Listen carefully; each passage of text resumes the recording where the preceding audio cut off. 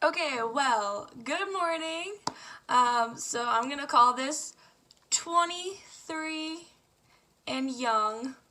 All right, so let's get started.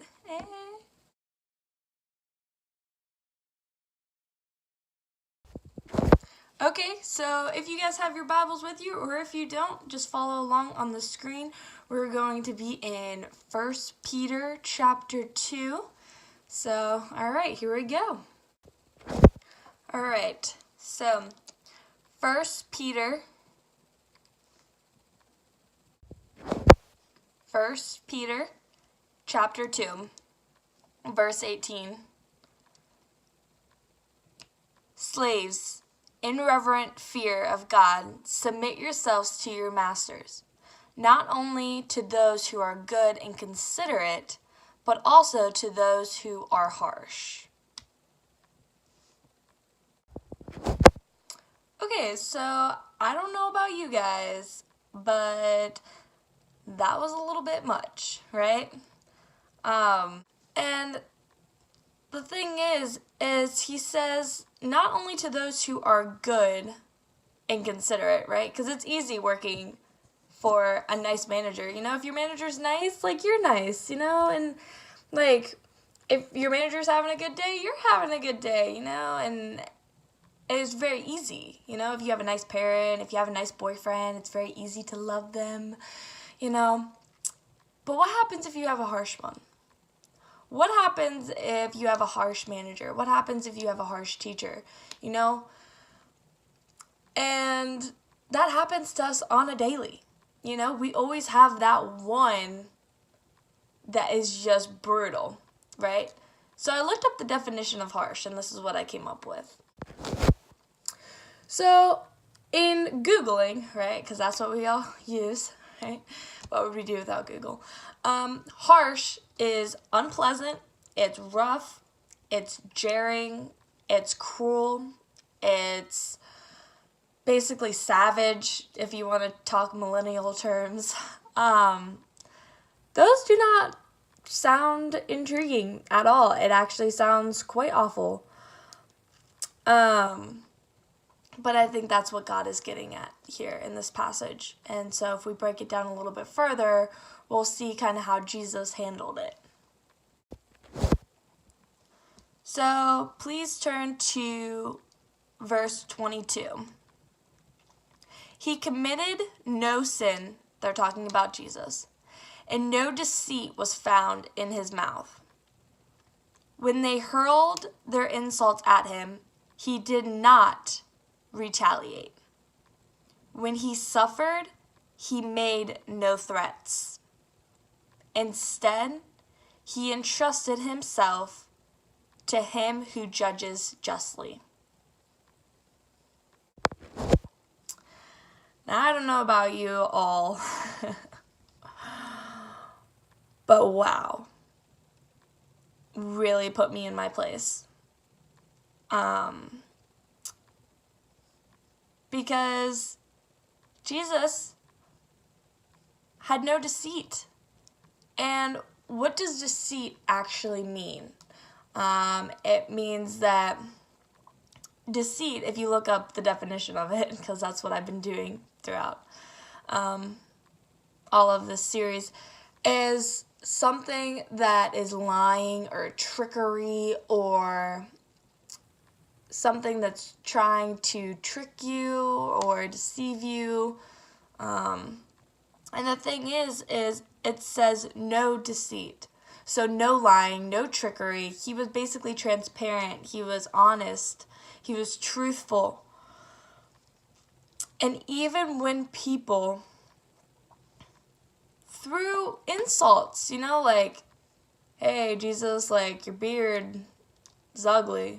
Like, I don't know what kind of insults he got. Probably worse than that. But, you know, the insults. And he did not retaliate. And when he suffered, so, like, when he was in chronic pain and when the world was just weighing on his shoulders and people were threatening his life, right? I'm going to kill you, Jesus, because that's all throughout the Bible is I'm going to kill you, Jesus. He made no threats. He wasn't like, oh yeah? He's like, bring it. Bring it. No. He made no threats. He made none. Instead, he entrusted God, right, to him who judges. Because he knows that God is greater than worldly problems. So just kind of give you an example of kind of like what he's going with. The thing is let's say that your boss, right, makes you clean this back room, and this back room is just atrocious. Have you ever seen Hoarders on TLC? It's like that on steroids, okay? And it goes for a couple blocks, right? And they want you to clean out this warehouse and make it shine spotless, and you're not going to get any credit for it. They're going to take you off the floor so you're not making any money, and you have tons of bills to pay. And they're also mean, and they throw insults at you on a daily, and they don't appreciate anything you do. And they tell you that you need to clean this back room. So, right, let's take this in perspective.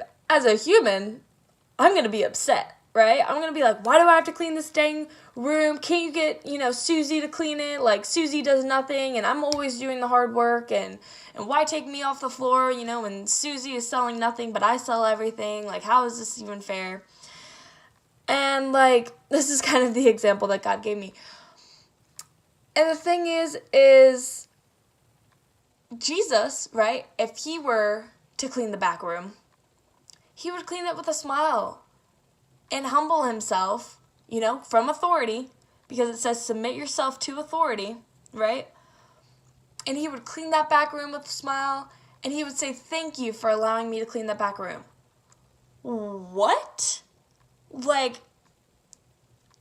I don't know about you, but sometimes I feel entitled as a Christian, because I'm like, I serve God, I do the right things, and, Susie over here doesn't serve God, she doesn't do the right things, but yet I, have to go through this. Are you kidding me? Why submit myself to my boss, who's a jerk, by the way, who doesn't love God, who disrespects my beliefs?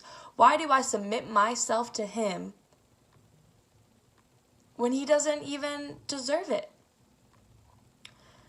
And that's kind of something that I was struggling with in my own life, just as far as authority goes.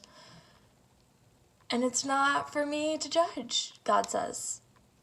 It is God who judges. And the most incredible thing about this whole thing is that I took away that I needed to change my attitude in a lot of things. And when somebody of authority, right, and that's anybody else above me, asks me to do something and they are not in the right mindset, I'm going to have the Jesus mentality, and I'm going to do it with a smile. I'm going to change my attitude, and I'm going to clean that back room, and I'm going to say thank you for allowing me to clean that back room, and really mean it, not sarcastically. And that's kind of what Jesus is showing us here, is that live a life that people ask what's different about you, right? So through actions, it actually glorifies God. And I'm very thankful that he was able to show me this today, and hopefully you guys learned something. Okay, well guys, I hope you have a super blessed day, and I'll see you guys tomorrow.